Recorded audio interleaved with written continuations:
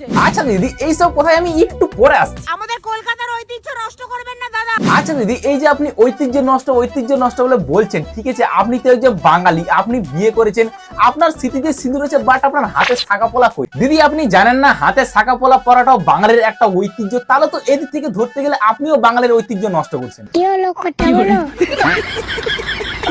আপনারা তো ওয়োতে যেতে পারেন, স্যার। আর গাইস, এখন নাকি প্রেম করার জন্য ভাই ওয়োতে যেতে হবে। সিরিয়াসলি গাইস, প্রেম করার জন্য ওয়োতে কে যায় ভাই? ওয়োতে যায় মানে অন্য কিছু করার জন্য। টেস্টটা তুমি ধরেই ফেলেছো।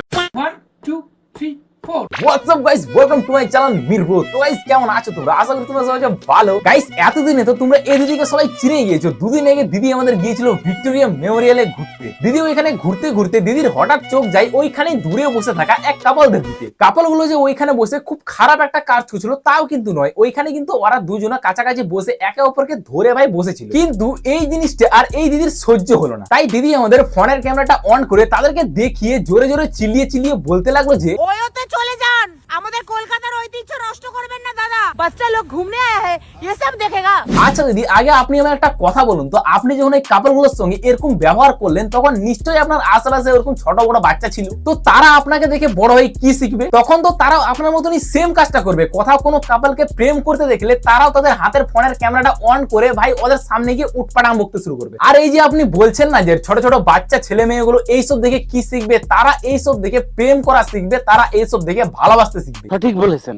এটা তো একটা কলকাতার ঐতিহ্য, আমাদের ঐতিহ্যটা এইভাবে নষ্ট করো না তোমরা। আচ্ছা দিদি, তুমি যেহেতু ঐতিহ্য করে চিল্লাচ্ছ, ঠিক আছে, তুমি এইসব জিনিস খেয়ে ওইটাকে ভিডিও করে আবার ফেসবুকে ছাড়ছো, তোমার মনে হয় না যে তুমি ফেসবুকের ঐতিহ্য নষ্ট করছো? কি হলো, কথা বলো।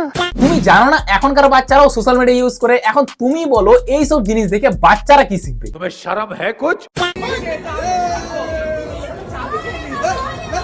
বাহ দিদি বাহ, কত সুন্দর ঐতিহ্য। ওরা ওইখানে হাতে মদের বোতল নিয়ে ডান্স করছে আর দিদি ওইখানে ওনার ছেলেকে নিয়ে গিয়ে ডান্স করাচ্ছে। বলছি দিদি, এইসব জিনিস করার সময় আপনি ঐতিহ্য নষ্ট করছেন না?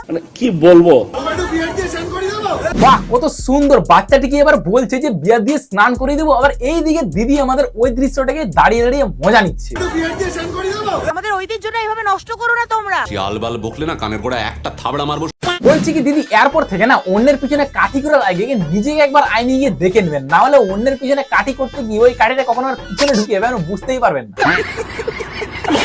আবার দিদি আমাদের তার ছেলের ছবির সাথে একটা ক্যাপশন দিয়েছে, ক্যাপশনটা হলো যে আমার ছেলেকে মদ খাইয়ে দিল। বলছি কি দিদি, এগুলো কি কি দিদি, এগুলো কি? এইগুলো হচ্ছে তোমার ঐতিহ্য? গাইস, তোমরা একবার জাস্ট ভাবো, দুটো মানুষ একটু চুমু খেয়েছে তাতে এই দিদির কত সমস্যা, ঐতিহ্য নষ্ট হয়ে যাচ্ছে, পরিবেশ নষ্ট হয়ে যাচ্ছে, আরো কত। আচ্ছা, রাজ্যে যে এত রেপ হচ্ছে তখন আপনারা কোথায় থাকেন? তখন তো আপনাদের টিকটক দেখতে পাওয়া যায় না। আর কোথায় একটা কেবল চুমুকি খেয়ে নিল, এই নিয়ে আপনাদের কত মাথা ব্যথা। আপনাদের ঐতিহ্য নষ্ট হয়ে যাচ্ছে, আপনাদের পরিবেশ নষ্ট হয়ে যাচ্ছে। বলছি কি দিদি, এবার না একটু হলে চিন্তাধারাগুলো পাল্টান। তো গাইস, আজকের ভিডিওটা এইটুকুই ছিল। ভিডিওটা তোমাদের কেমন লেগেছে কমেন্ট বক্সে অবশ্যই জানিও। আর হ্যাঁ, আমি যদি ভিডিওর মধ্যে কোনো ভুল টুল বলে থাকি তো ভাই ছোট ভাই বোনেরা ক্ষমা করে দেবো। তো টাটা বাবাই, দেখা যাচ্ছে পরবর্তী কোনো ভিডিওতে। Love you all.